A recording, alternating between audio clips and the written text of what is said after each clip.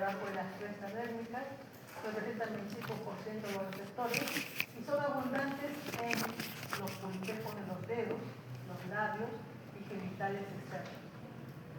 Cuando se estimulan, produce una sensación de presión leve y estos receptores permiten discriminar estática de formas, bordes y texturas ásperas.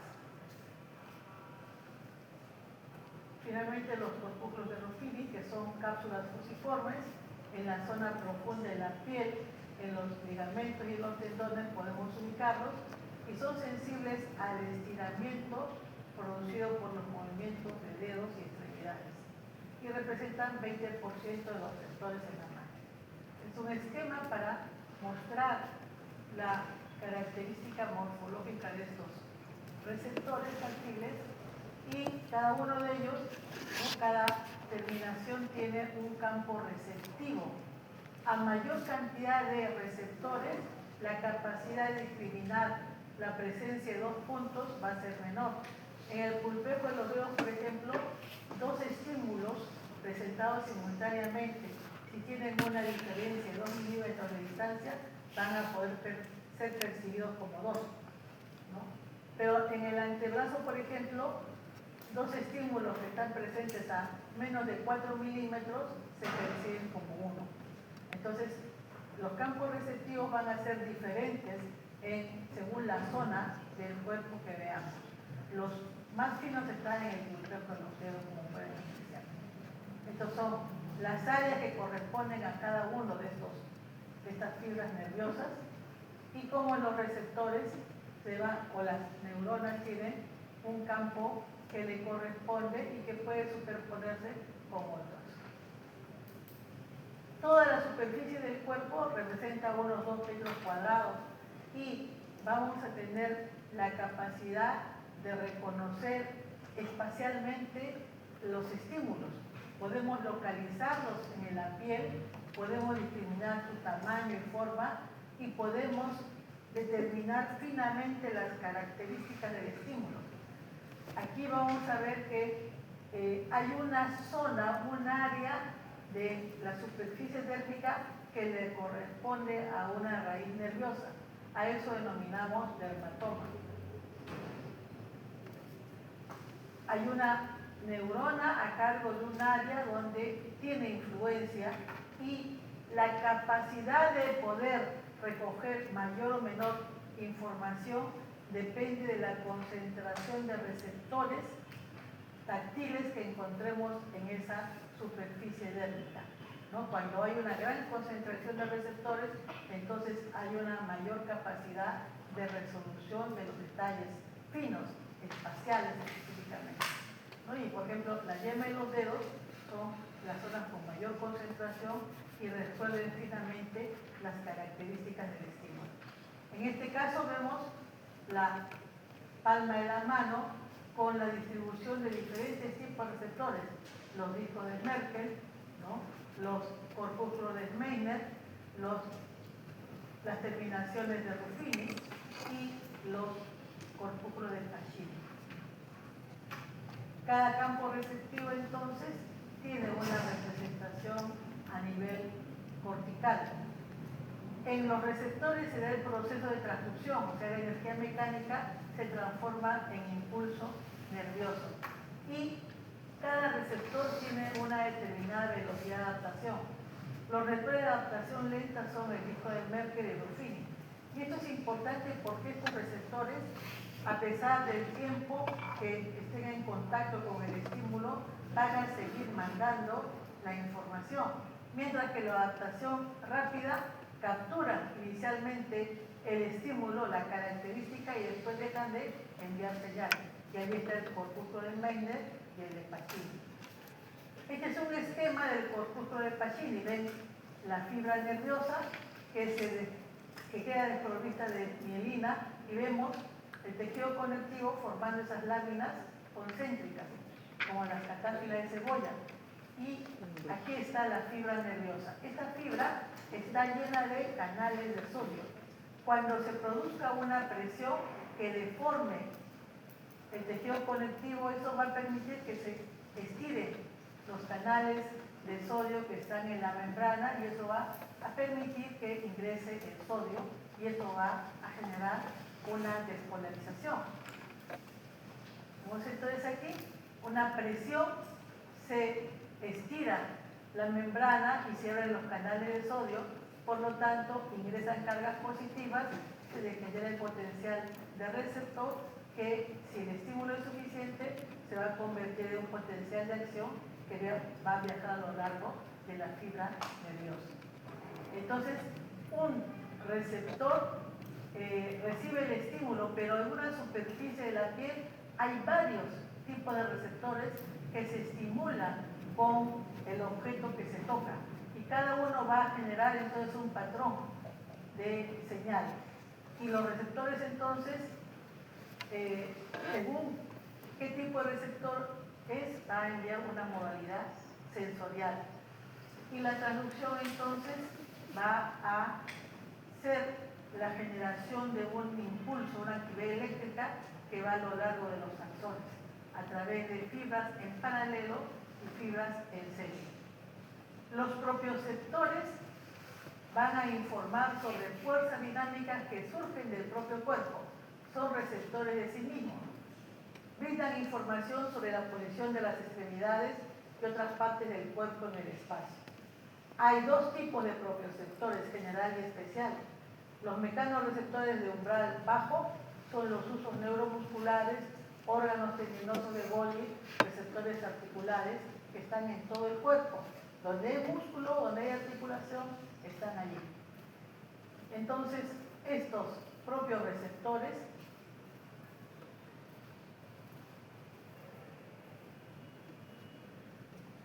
son el uso neuromuscular, el órgano tendinoso del Golgi.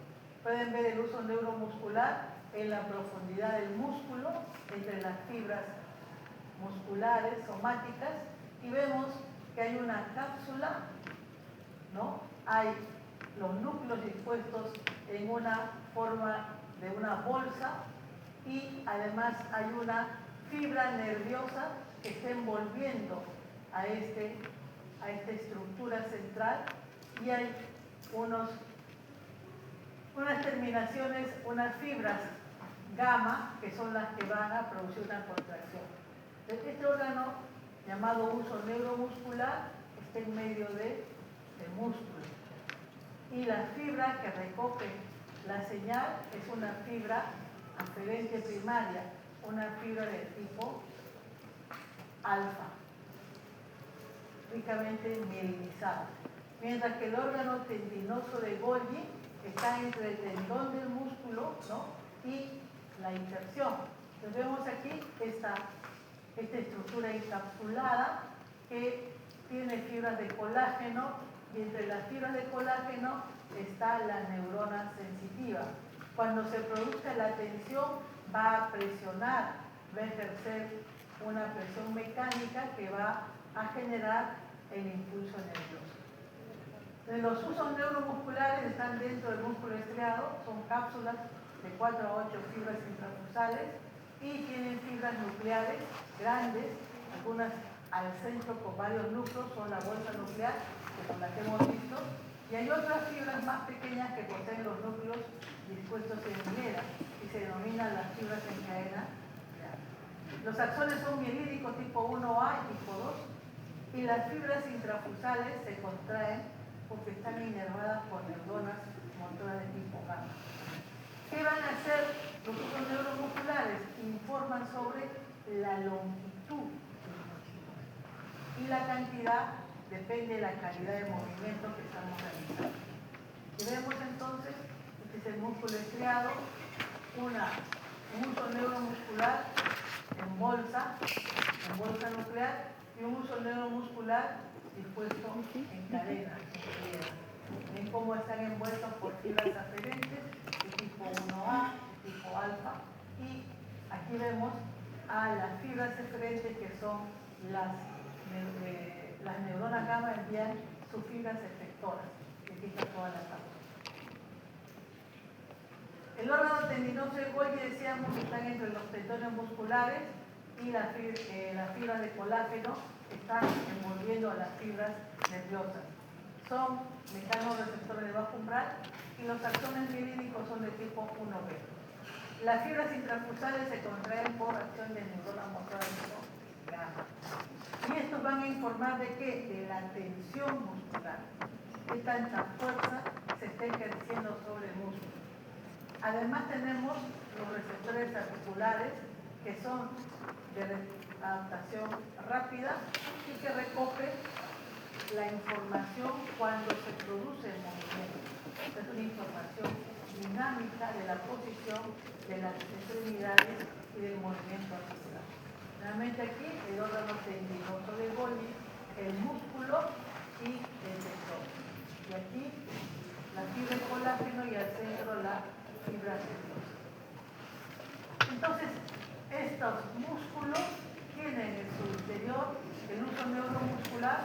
Cuando el músculo está en reposo, tiene un estímulo, pero cuando el músculo está estirado, ¿no? Va a generar una señal. Cuando está contraído, otro tipo de señal. Y esto es el sustento de los reflejos. Este músculo estriado tiene en su interior a los usos neuromusculares. ¿Qué pasa si el músculo, ¿no?, se contrae? Entonces, esa señal de contracción va a ser recogida por estas fibras, las fibras de las neuronas sensitivas que viajan a la médula, hacen una sinapsis intercalar con las neuronas motoras alfa para que se produzca una relajación, porque el músculo está y aquí vamos a ver entonces el cuádriceps, por ejemplo, tiene el uso neuromuscular y cuando se golpea, esto va a producir una contracción, una longitud, un elongamiento del músculo que va a ser transmitido por la fibra sensitiva y como respuesta se va a producir una contracción del músculo. Muy bien, estos son los sustentos de los reflejos osteotendinosos. La neurona sensitiva, ¿dónde está? En el ganglio espinal, el ganglio raquídeo, al lado de la médula espinal. Estas son neuronas pseudo-monopolares, donde hay una fibra periférica para recoger la señal y hay una fibra centrípeta que está yendo hacia los órganos centrales. Hay un ganglio de la raíz dorsal y en el caso de la sensibilidad recogida en la cabeza, el ganglio es el ganglio trigémino. Y el axón son las ramas periféricas desde el receptor hasta que llega a la región de la médula espinal y finalmente al núcleo que está en el bulbo. Es una fibra mielinizada y de gran tamaño. ¿Cuál es la actividad que hacen? Es transducir el estímulo, transmitirla de manera codificada y formar las redes funcionales. Esta fibra entonces se dirige, aquí está el ganglio, aquí está la fibra que ingresa a la médula, atraviesa la zona del bisagüe y no va a ir a la asta posterior. ¿No? Va a ingresar y va a dirigirse hacia el cordón posterior. Estas fibras se ubican en el cordón posterior y comienzan a ascender hacia los núcleos que están en el bulbo, núcleo gracil y el cuneiforme. Y luego van a hacer conexión con las neuronas ubicadas en el tálamo. Es una red local y cada receptor recoge la información de una zona determinada y va a tener una ubicación especial en el cordón posterior. Eso se llama la somatología. Vemos entonces que todas las células, ¿no?, las neuronas sensitivas en el ganglio espinal dorsal tienen la característica de ingresar y se van directamente al cordón posterior para formar el haz de Gol y burda. Y hay una distribución somatotópica que hemos dicho. Cada fibra nerviosa recoge la información de un área específica. Hay 31 pares de nervios espinales y se habla entonces de los segmentos medulares, ¿no? 38. y vamos a ver que solamente la primera raíz dorsal no tiene componente sensitivo. La inervación sensitiva empieza en C2 y termina en S5, C1. Nunca había visto eso. Aquí tienen entonces el mapa del cuerpo. Esto es la distribución por dermatomas. El dermatoma entonces hemos dicho que es el área dérmica que corresponde a una raíz nerviosa y que llega a un segmento medular específico. Y es importante recordar esto porque, por ejemplo, la mamila, el área dérmica de la mamila está inervada por T4. Quiere decir que esta sensibilidad está llegando al segmento de tórax 4. El ombligo está llegando al segmento T10, por ejemplo. El dedo pulgar al segmento C6.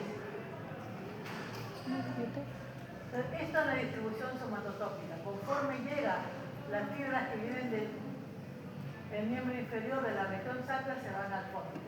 Sigue subiendo la región lumbar, se va acá. Sigue subiendo la región torácica, va acá. Sigue subiendo la región cervical, va aquí. Entonces, esto es la distribución somatotópica de la vía táctil epicrítica y proprioceptiva. La primera neurona entonces está en el ganglio espinal dorsal, la fibra periférica ingresa a la médula y se va al cordón posterior. Se van sumando las fibras conforme van ascendiendo y van llenando este cordón posterior, como ven ustedes, según va ascendiendo. Y ahí lo tenemos, es el cordón posterior con el haz de Gol y el haz de Burda. Conforme a ellos llegando, entonces habrá segmentos que corresponden a la región sacra, a la región lumbar, torácica y cóccix, perdón, cervical. Y aquí tienen ustedes, este es un corte, una lámina de néctar donde viene el corte del bulbo. Aquí tenemos el surco medio, el haz córtex espinal o piramidal.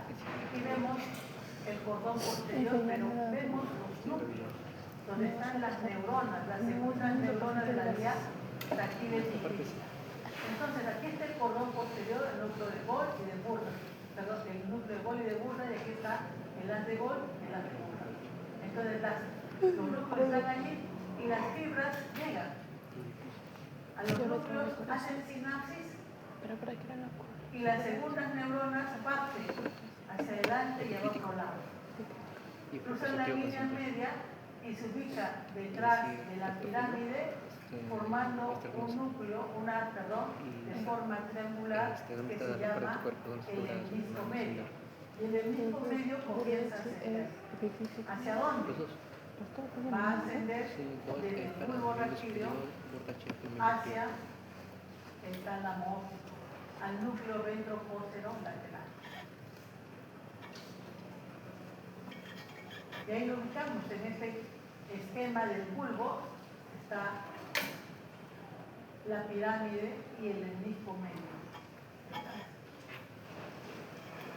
Entonces, en el bulbo raquídeo tenemos ramas centrales que van a ascender hacia el tálamo, ¿no? Y también hay vías descendentes que van a estar regulando la ascensión. Y aquí se conserva la somatotopía. ¿Y qué pasa con la inervación de la cabeza? La piel de la cabeza se divide en zonas. La región oftálmica, maxilar superior, maxilar inferior. Hay 3 ramas del nervio trigémino que recoge la información. La neurona sensitiva está acá, en el ganglio del trigémino, o también llamado el ganglio de Gassel. Entonces, estas 3 ramas se dividen por la ubicación, por la zona de donde recogen la información. Pero una vez que llega a la protuberancia, las fibras nerviosas se separan, se dividen y van a ir a 3 núcleos ubicados en el tronco. Hay un gran núcleo que está a lo largo del bulbo que se llama el núcleo espinal. Ese núcleo espinal va a recibir toda la información dolorosa, térmica y táctil protopática. mientras que el núcleo principal ubicado en la protuberancia va a recoger la información táctil y el núcleo mesencefálico o raíz mesencefálica ubicada en el mesencéfalo va a recoger la información propioceptiva recogida de articulaciones y músculos de la cabeza. Entonces, mientras que la división periférica del nervio es por la ubicación, ¿no?, la zona donde se recoge la información, los núcleos están divididos por la función, qué tipo de señal están llevando. Entonces, el procesamiento se va a dar en el tálamo y aquí van a llegar las fibras y va a existir una retroacción inhibitoria del núcleo reticular. Y vamos a ver que luego esta información va a llegar a la corteza. Este es el tálamo óptico con el núcleo ventropóstero lateral, donde hay una zona lateral y una zona medial. El trigémino llega a la zona medial. Vemos entonces los diferentes grupos nucleares y van a finalmente llegar a la corteza. Este es el camino entonces, la vía táctil epicrítica. Primero, y la propioceptiva. Neurona periférica en el ganglio espinal. Llega, asciende, ingresa a la médula, asciende por el mismo lado, una sola neurona, hace sinapsis, luego en la segunda neurona en el núcleo de Golgi-Gurdon, cruza la línea media y la segunda neurona llega al tálamo y del tálamo la última neurona va a la corteza cerebral. ¿A dónde? A la circunvolución parietal ascendente. Área 3, 1 y 2 de Brodmann. Área primaria sensitiva. Entonces, las vías táctiles que hemos estudiado hasta ahora, una ya la hemos visto, la información del tacto protopático, olor y temperatura, que recoge la señal, y la primera neurona cruza la línea media y comienza a ascender por el lado opuesto, hasta llegar al tálamo óptico. Mientras que la información táctil epicrítica se recoge y la primera neurona asciende hacia el bulbo, por el mismo lado, una sola neurona, y a partir del bulbo recién cruza la línea media y asciende por el lado opuesto. Son los dos sistemas sensitivos que recogen la información del cuerpo y viajan por la médula espinal. Este es el sistema anterolateral, espinotalámico, y aquí está el sistema del cordón posterior y que luego va a denominarse la vía lemniscal. Ambos ascienden hasta el tálamo, a nivel del mesencéfalo forman una zona sensitiva que se conoce como la escuadra sensitiva, y de ahí finalmente a la corteza parietal. La corteza parietal, la circunvolución parietal ascendente o postcentral, ¿no?, está formada por las áreas de Brodmann 3, 1 y 2. Y el área 3 incluso se divide en área 3A, D. Y luego está la corteza, ¿no?, de la memoria, la corteza sensitiva secundaria, y después la corteza de asociación posterior. Toda esta información sensitiva va a servir para que se pueda planificar la actividad motora. Entonces, la corteza sensitiva tiene áreas 3A, 3B, 1 y 2. La corteza sensitiva secundaria está en la zona inferior, cerca de los pérfidos. Y la corteza parietal posterior está detrás de la cisura postcentral, ¿no?, del área parietal posterior. ¿Qué tipo de información recibe? 3B y 1 reciben receptores, mecanorreceptores de la piel. 3A y 2, información propioceptiva del músculo y articulaciones. Entonces, toda esta información que todavía mantiene una ubicación de receptores van a estar integrando la información en las áreas secundarias. Cada neurona tiene campos receptivos, cada área tiene un mapa y van a tener conexiones, relaciones intensas y van a procesar la información en serie y en paralelo. Entonces, la mayoría de las fibras talámicas terminan en 3A y B y las neuronas de estas áreas envían acciones a las regiones 1 y 2. A las regiones 1 y 2 también hay fibras que llegan directamente. Y el área secundaria es inervada por todas las neuronas, todas las regiones, ¿no? Las 4 regiones que hemos mencionado. Los campos receptivos son mucho más grandes porque aquí se va a dar una convergencia de las señales. Por ejemplo, 3B tiene acá todo una yema, mientras que el área 5 tiene un campo receptivo bilateral. Y finalmente esto llega a la corteza sensorial, donde morfológicamente hay 6 capas. Está muy desarrollada la 4ª capa, la granulosa interna, especializada en recibir información en vías aferentes. Y la corteza cerebral tiene una organización funcional columnar. ¿Qué quiere decir? Cada piso, la capa 6, 5, 4, 3, 2, se comunica de arriba hacia abajo y procesa un tipo de información. O sea, cada columna recibe señales de un punto del campo receptivo, receptores Pacini, Ruffini, Merkel o Mesmer. Entonces la capa 4 es la que recibe toda la información, la capa 6 envía información al tálamo para el feedback y las capas 2 y 3 envían a regiones vecinas, mientras que la capa 1 va hacia estructuras subcorticales. Hay entonces mapas sensoriales que van a ser, en el caso de la corteza primaria, 4 mapas, en el caso de la secundaria, 2 mapas. Y la corteza sensitiva primaria, las neuronas, se organizan somatotópicamente. Y si hacemos un corte para ver la disposición, en la circunvolución parietal ascendente, el tercio inferior corresponde a la sensibilidad que se recoge, por ejemplo, de la laringe, de las encías, de la cara, con una gran representación del rostro, de los labios, de las mucosas, del ojo, ¿no? De la conjuntiva. Mientras que el tercio medio ampliamente representa la información proveniente de la palma de la mano, del pulpejo de los dedos. Y el resto, el tercio superior, va para el resto del cuerpo, antebrazo, brazo, hombro, cuello, tórax, abdomen, pelvis. Y en la cara interna la representación de la planta del pie. Esto fue estudiado por Penfield, que fue un neurocirujano que se puso como meta establecer cuál era la distribución, ¿no? Cuál era la organización topográfica de las estructuras de la corteza cerebral. Eso se denominó entonces el homúnculo sensitivo de Penfield, porque es un hombrecillo deforme. Hay partes más grandes, como son la cara, la boca, la lengua y las manos, frente a un cuerpo más pequeño.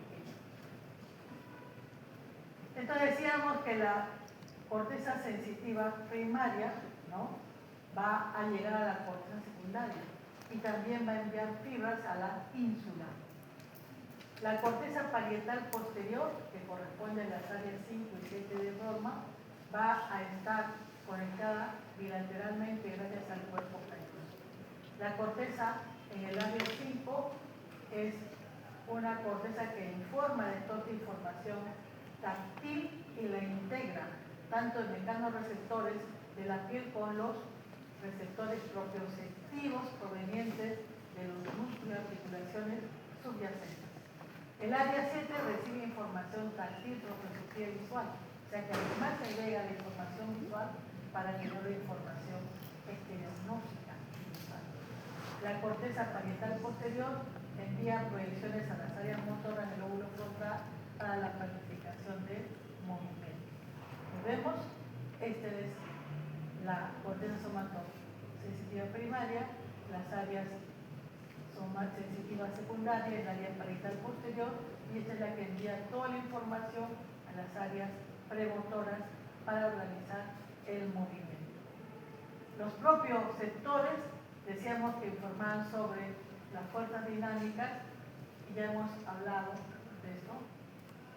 Y este sistema ascendente tiene vías descendentes, eferentes, que surgen de la corteza cerebral, descienden hacia el tálamo, hacia el mesencéfalo, al bulbo y y a la médula misma para regular la cantidad de información que debe ingresar. Entonces, esto con relación a la información sensitiva somática. Doctora, Sí. una pregunta. En el caso respecto a un infarto cerebroso, ¿por qué se afecta el mismo en mi cuerpo cuando es, por ejemplo, un infarto cerebroso izquierdo? ¿Perdón? ¿Por qué se afecta el mismo en mi cuerpo en un infarto cerebroso?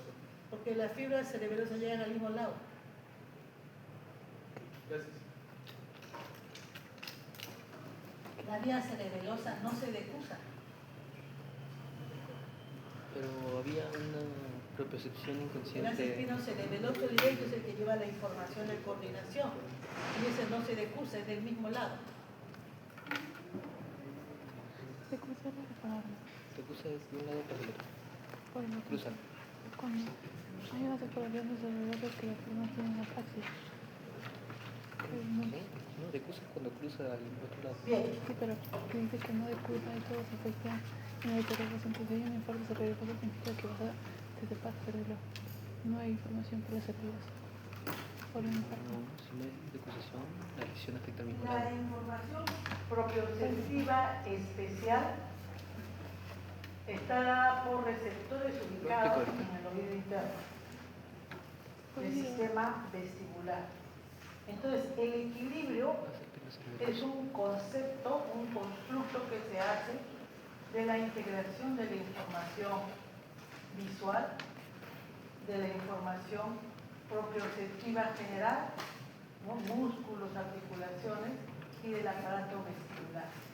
El poder mantenernos erguidos, vencer la gravedad, ¿no? Mantener la posición estática, y cada vez que nos movemos hacia adelante, hacia atrás, a los costados, o cada vez que nuestros apéndices se mueven, o cada vez que nuestra cabeza se mueve, correríamos el riesgo de caernos. Pero son estos receptores los que están guiando rápidamente la corrección, ¿no? Y especialmente en el caso de la cabeza. La cabeza es un órgano muy pesado. Cuando nace el niño, por ejemplo, el niño no puede sostener la cabeza, se le va a los lados. En relación al tamaño del cuerpo, la cabeza es excesivamente grande, ¿no? Bien, hasta que pasan unos meses y el niño ya asume el control de la cabeza.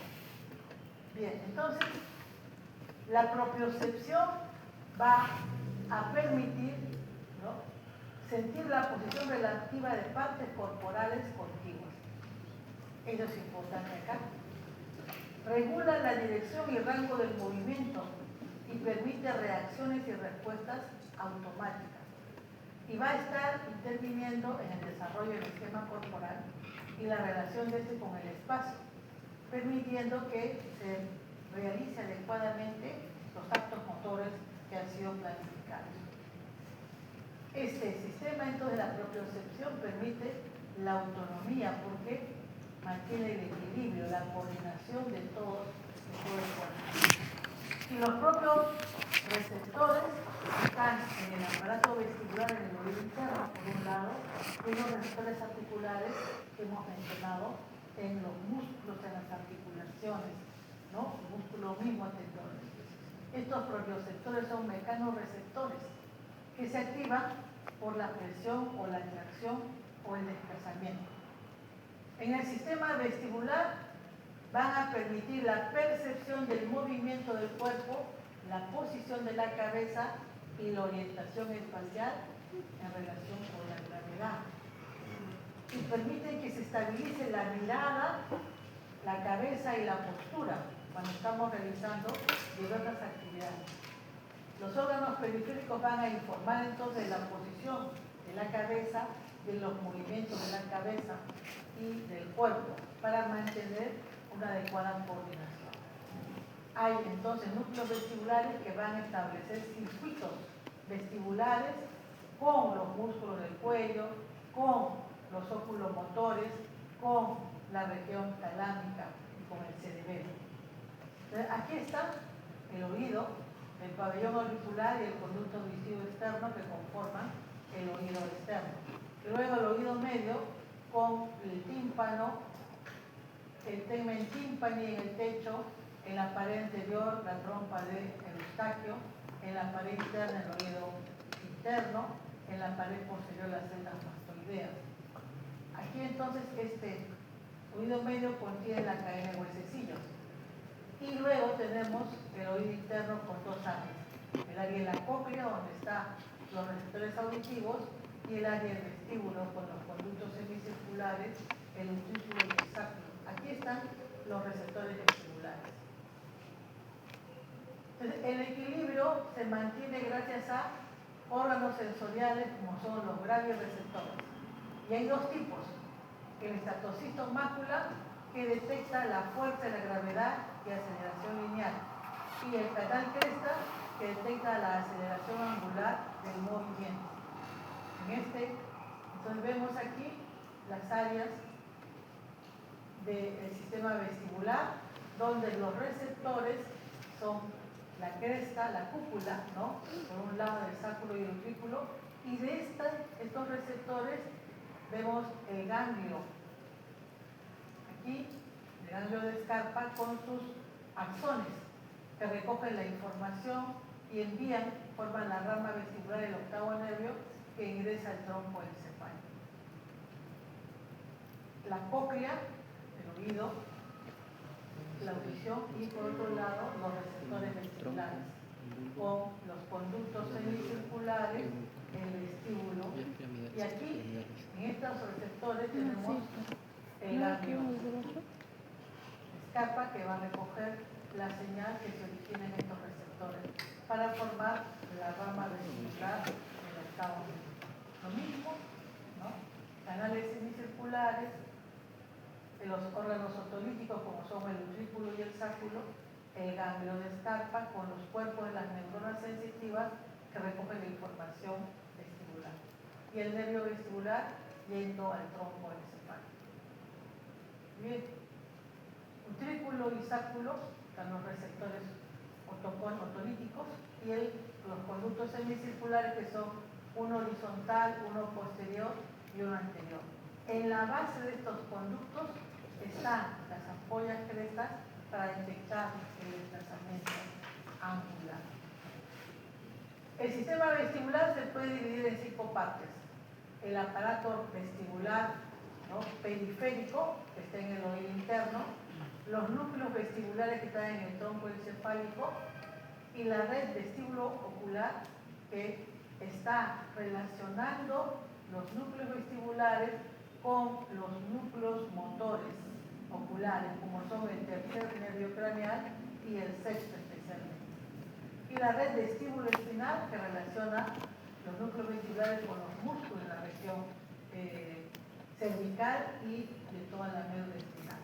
Y la red vestíbulo-tálamo-cortical, que se va hacia la corteza finalmente. Entonces, nuevamente vemos la zona periférica, el oído interno, el aparato vestibular, la rama vestibular, y aquí están los núcleos vestibulares, que son 4: superior, inferior, lateral y medial. Muy bien, todo ingresa por este nervio, el octavo nervio, con 2 ramas, coclear y vestibular, y llega a los núcleos. El laberinto vestibular periférico, decíamos, tiene 3 conductos y 2 órganos otolíticos, el utrículo y el sacro. Y todas estas estructuras que estamos mencionando están alojadas en el espesor del hueso temporal y está tapizada de una membrana, de tal manera que se forma un laberinto óseo y un laberinto membranoso. Y entre ellos, en el laberinto membranoso circula un líquido que se llama la perilinfa, y en el laberinto membranoso circula el líquido endolinfático. Aquí vemos entonces estos conductos llenos de líquido que están irrigados por una rama de la arteria cerebelosa anterior inferior. Esta arteria, llamada laberíntica, es muy fina y puede sufrir un proceso inflamatorio, una vasculitis, dejar de irrigar estas estructuras y producir una pérdida brusca de la audición o un síndrome vestibular agudo. La perilinfa es un líquido que semeja al líquido extracelular, rico en sodio, bajo en potasio, mientras que la endolinfa tiene alta concentración de potasio y baja de sodio. Los conductos semicirculares hemos dicho que son anterior, posterior y horizontal y transducen el movimiento de rotación. ¿Qué quiere decir? Yo puedo tener este movimiento sobre el eje de la cabeza. Este movimiento de rotación es la aceleración angular recogida por los receptores ubicados en la parte inferior de los conductos semicirculares. O puede tener este movimiento hacia la gravedad, flexión, extensión, inclinación a la derecha o a la izquierda. Eso es la aceleración, ¿no?, lineal en relación a la gravedad. Y esto es recogida por los órganos otolíticos, el utrículo y el sacro. Bien. Estos conductos entonces están dispuestos en pares. Aquí vemos el conducto semicircular horizontal y el conducto semicircular anterior está en la misma posición del conducto semicircular posterior. Los receptores vestibulares son células ciliadas que tienen una parte apical con cilios que se llaman los heterocilios y los cinetocilios.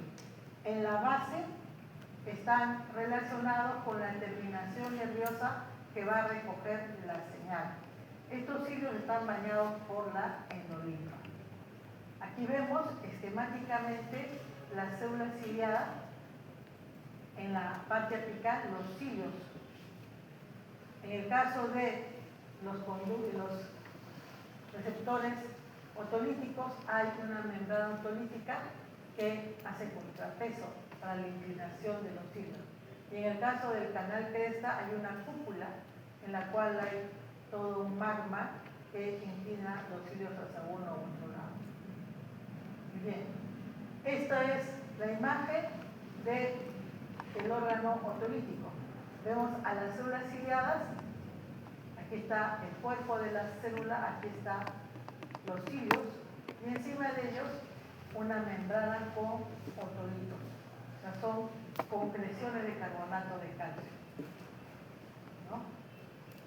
Y luego, en el caso de la cúpula cresta, tenemos una zona elevada y aquí están las células ciliadas.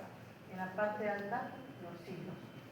Entonces, estos cilios se van a mover a uno y otro lado y al moverse abren los canales de potasio. Hay dos tipos de células ciliadas. Células ciliadas de tipo 1, tipo 2, en cáliz y cilindro. Las células ciliadas tienen numerosos cilios que son llamados heterocilios, de 60 a 100, y uno solo largo que se llama cinetocilio.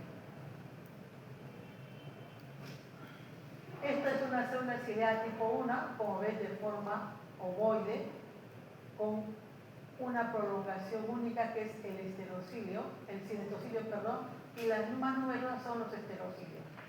Y ven una pequeña proteína que va del cinetocilio a los heterocilios, la lámina cuticular, y aquí vemos cómo el cuerpo del receptor está rodeado completamente de la fibra que recoge la información, ¿no? Estas son las células en cáliz, células ciliadas tipo 1. Mientras que el otro lado tenemos las células ciliadas tipo 2, cilíndricas, siempre con el cinetocilio y el heterocilio, y en la base solamente una pequeña zona donde hay sinapsis con la fibra nerviosa aferente. El neurotransmisor que se libera en este caso es aspartato o glutamato. ¿Cómo se genera el impulso, la señal, el potencial de acción? Cuando se produce el movimiento, ¿no?, de la estructura otolítica o del caso de los receptores de las ampollas a nivel de los conductos semicirculares, los cilios se pueden mover hacia uno o hacia otro lado. Si el cinetocilio se mueve, ¿no?, hacia este lado, pero le siguen los heterocilios, se va a producir un cierre de los canales de potasio y eso va a hiperpolarizar la membrana.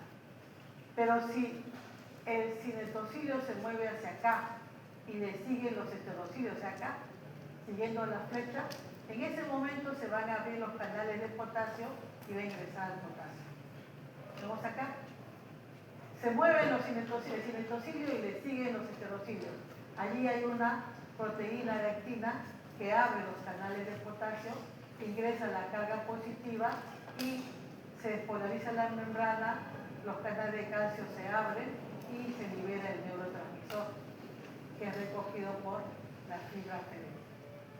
En reposo no pasa nada, pero si se mueve en sentido contrario, los heterocilios van hacia acá y sigue el cinetocilio, aquí se va a cerrar estos canales y se va a producir una hiperpolarización. Entonces, en el caso del trípulo bisáculo, vamos a tener órganos fotolíticos en la parte superior de las células, ¿no?, y que van a dar un mayor peso a este desplazamiento. Entonces, cuando se produce este desplazamiento, hay un movimiento de cizallamiento que genera el potencial receptor. Vemos acá el órgano otolítico, las células ciliadas, la membrana otolítica, los otolitos, y según que se mueva hacia uno u otro lado, vamos a tener la despolarización o la hiperpolarización de las células ciliadas, tipo 1 y tipo 2. Lo mismo ocurre en el caso de los receptores que están en la base de los conductos semicirculares. En el caso de los receptores de cúpula, ¿no?, la cresta, si la cabeza se mueve hacia la izquierda, ¿no?, vamos a tener que se van a estimular y excitar los receptores que están en el lado izquierdo y los del lado derecho van a quedar inhibidos. Y se mueve en sentido contrario hacia la derecha, se excitan los receptores vestibulares derechos, quedan inhibidos los izquierdos. Estos son entonces los receptores, cómo se van moviendo hacia uno u otro sentido. Las rotaciones de la cabeza entonces son percibidos como desplazamientos angulares. Esta es la cúpula, ¿no?, y estas son las crestas donde se ubican las células ciliadas con los cinetocilios y el heterocilio. Cuando está inmóvil, está quieto, pero si hay un movimiento van a desplazarse estos cilios generando el impulso. Estas fibras nerviosas vestibulares van a llegar a los núcleos vestibulares, que hemos dicho que son 4, y que se encuentran entre la protuberancia y el bulbo. Si hacemos un corte a esta zona, vamos a ver la ubicación de estos núcleos. Por un lado, en un corte superior cerca al puente, hay un núcleo medial, núcleo lateral y el núcleo superior. Si cortamos un poco más abajo, ya solamente queda el núcleo medial y el núcleo lateral. Si cortamos a nivel de bulbo, este es el núcleo medial y este es el núcleo inferior. Y en un corte más bajo, el núcleo medial y solamente el núcleo inferior. Estas son las proyecciones. Y estos núcleos vestibulares van a tener fibras que van a los núcleos que mueven los globos oculares. Fundamentalmente el motor ocular común y el motor ocular externo. Van a ir hacia el cerebelo, hacia la zona antigua, hacia el núcleo fascicio, el flóculo y el nódulo. Y los núcleos vestibulares van a ir hacia el lado contralateral para integrar información. Van a haber fibras descendentes a la médula espinal, fibras que van a la formación reticular y fibras ascendentes hacia el tálamo óptico. Entonces tenemos receptores vestibulares como la primera neurona en el ganglio vestibular, la rama vestibular que llega a los núcleos vestibulares que están entre el puente y el bulbo, y de aquí van a ir fibras hacia el cerebelo, hacia la zona antigua y también a los núcleos que mueven los globos oculares. Las fibras entonces que nacen de los órganos vestibulares reciben fibra de los conductos semicirculares de los órganos otolíticos. Algunos van a ir entonces hacia los núcleos vestibulares. Hay fibras vestíbulos cerebelosas primarias, vestíbulos cerebelosas secundarias, hay fibras córtico-vestibulares cerebelosas que son inhibitorias y hay fibras fastigio-vestibulares. Entonces, hay casos de fibras que salen desde los núcleos vestibulares y directamente se van al cerebelo sin pasar por los núcleos vestibulares. También hay conexiones comisurales que integran la información del lado derecho y del lado izquierdo. Y otras fibras son las espinovestibulares, que vienen de la médula espinal, y el sistema óptico accesorio, las retículos vestibulares y eferencias al tracto solitario, al núcleo sensitivo visceral. Aquí están los núcleos vestibulares, dando fibras comisurales al otro lado de integración, recibiendo fibras de los receptores vestibulares, pero algunos receptores vestibulares mandan directos información al cerebelo, ¿no? Luego, los núcleos vestibulares informan hacia los oculomotores, que reciben la información de las neuronas del núcleo fastigio, del cerebelo, del sistema óptico. Y los núcleos vestibulares también reciben fibras de la médula espinal.